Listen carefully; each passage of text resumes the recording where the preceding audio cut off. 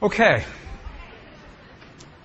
So this morning was a very fast morning, and I shared with you examples of the science that tells us that we are connected to everything in our world, and that the language of our heart is a language that affects our world. And that is why I shared the experiments as I shared them. The summary of those experiments: number one, that all matter is connected. Number two, that there is a field of energy that exists in what we used to think of as the empty space. This field is called the divine matrix, the field, the mind of God, nature's mind, quantum hologram, all different names for this field. Number three, that when we create the right feeling inside of our bodies, in our hearts, that we make changes in the field beyond our bodies. And you saw an example. You saw an example of that with the healing of the woman in the cancerous tumor. So I wanted you to see those things early in the day before lunch. Now, I was trained as a scientist, as I mentioned. In my scientific training, I was trained to look in the world beyond, the world outside of my body, to understand the mysteries of the universe. So I asked myself the question, if there is knowledge that has been preserved in other traditions, where should I go to find that knowledge? And it makes sense to go to the parts of the world, to the places that have been least disturbed by modern civilization. And Tibet is a perfect candidate, because Tibet, in the highlands of central China, has been closed to the West until 1980. Only opened to the West in 1980. So it was in 1998 that I had the privilege and the blessing of leading my first group of pilgrims into the highlands of central China in Tibet. And I have been in 1998, in 2001, 2005, 2 times. And I'm going to combine all of those trips to share with you what we're finding here. In the book, The Isaiah Effect, some of you have read who has read The Isaiah Effect? Anyone? Oh, thank you.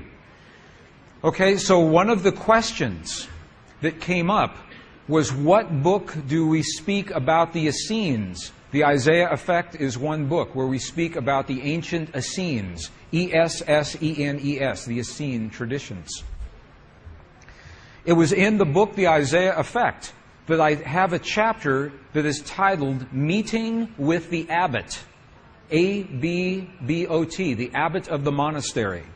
And this is the abbot here that we met with, this man. Isn't he a beautiful man?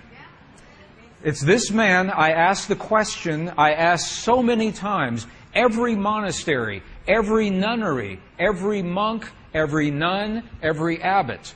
We were in 12 monasteries and 2 nunneries over 22 days. I asked the same question again and again and again. And this is the man that gave me the beautiful answer. And I asked the question, this is the question. I said, when we see your prayers on the outside, what are you doing on the inside? So when we see the chanting for 12 hours, 16 hours, 20 hours a day, when we see the mudras and hear the mantras and the bowls and the bells and the gongs and the chimes and the incense, when we see your prayers on the outside, I said, what are you doing inside? What is happening? When we see you create a miracle of healing, how did you do that? And this is the power of going into a living culture like Tibet. Because if we go into a temple in Egypt, or we go to a temple in the Yucatan of Mexico, we can find knowledge. And it's interesting. However, to some degree, we guess, we speculate what that knowledge means. Because we're reading an old text or a temple wall and we're guessing. But here we talk to another human. We look him in the eyes, eye to eye, heart to heart, man to man, God to God. And I can ask this man the question, how did you do that miracle? What did you do in your body to make that happen? And I'll ask him again and again and again until I understand his answer. So this is what happened. So I asked the abbot, when we see your prayers on the outside, what's happening on the inside? And his answer was this. He said, you've never seen our prayers because a prayer cannot be seen. He said, what you see are the things that we do to create the feeling in our body. The feeling is the prayer. The feeling is the prayer. He's telling us right here. He's telling us in a Tibetan monastery 17,000 feet above sea level in the Himalayan mountains, this man is telling us the secret that was lost in our Christian and Jewish traditions when the edits were taken in from the books. And they practice and they live this. Feeling is the prayer. Then he turned the question around and asked me. He said, how do you do this in your culture?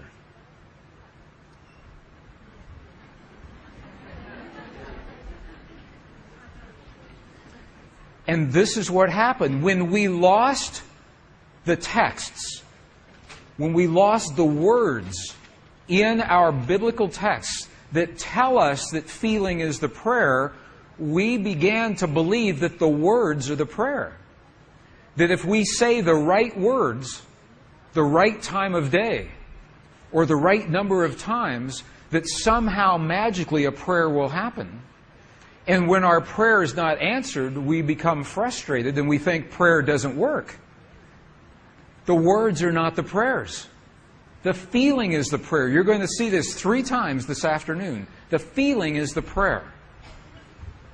So this is what the abbot shared with us. Now, after we met with this beautiful man, and by the way, this man passed away last year. He is no longer in this world. So I'm happy that we had the time with him while he was in this world. Look at these books. These are Tibetan books. Very ancient books. Some of these books are 1,700 years old. They are loose pages in between the cover. Look at these. Look at this. Do you see how the pages appear so old that if you touch them, they would crumble? Can you see that? Can you see that? They do. These books are so old, if you open the pages, they will crumble into dust. However, what we know is for every page in this book, the page is created from a wooden block that has been carved with every letter perfectly replicated.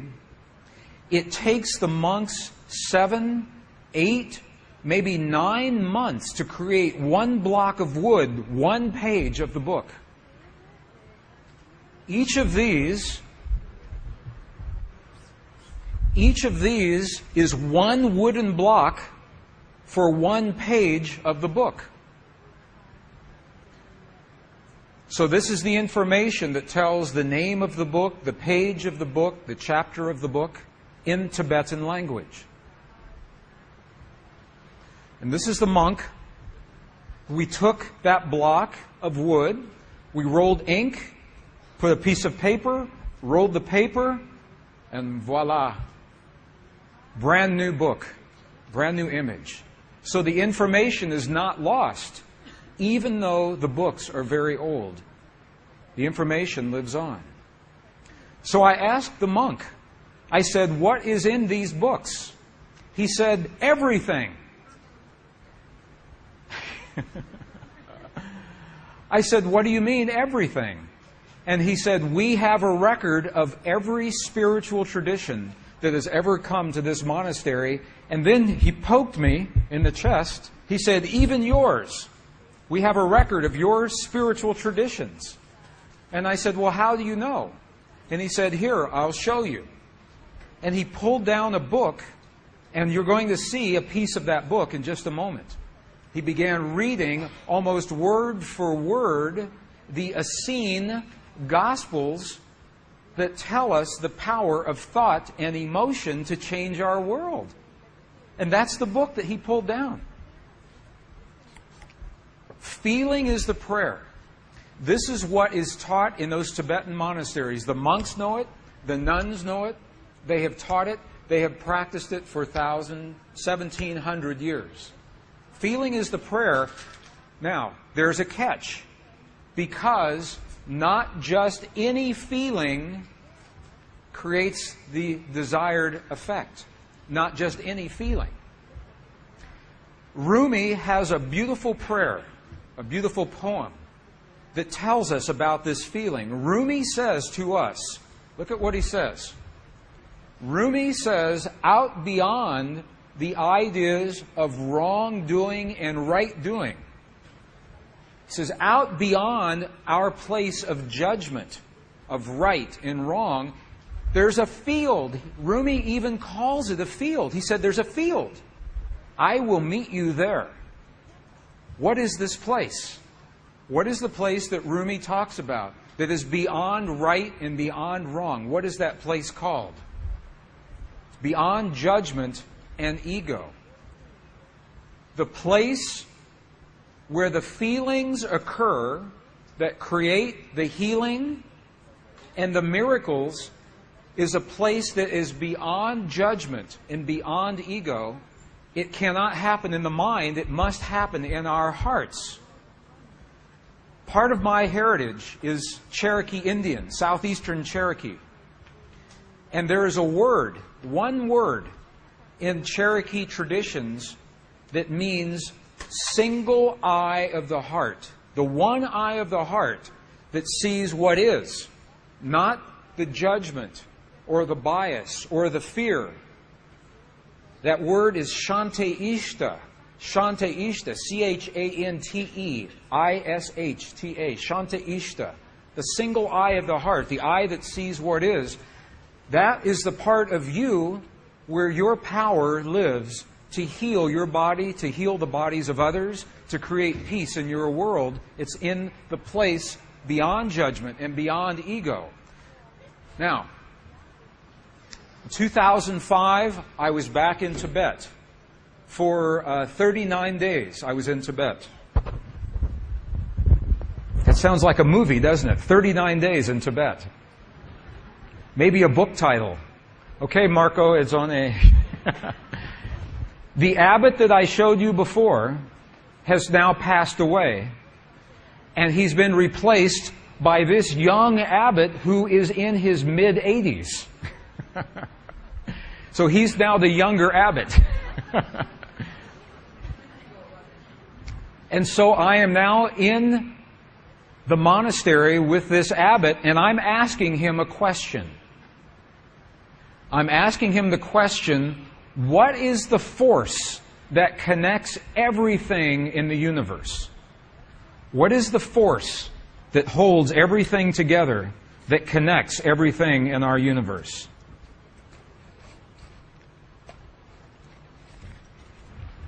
Everything in our universe.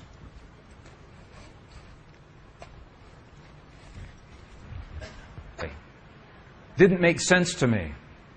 So I said, please, one more time. What is the force that connects everything in the universe? His answer was one word. One word. And you'll never guess what that word is.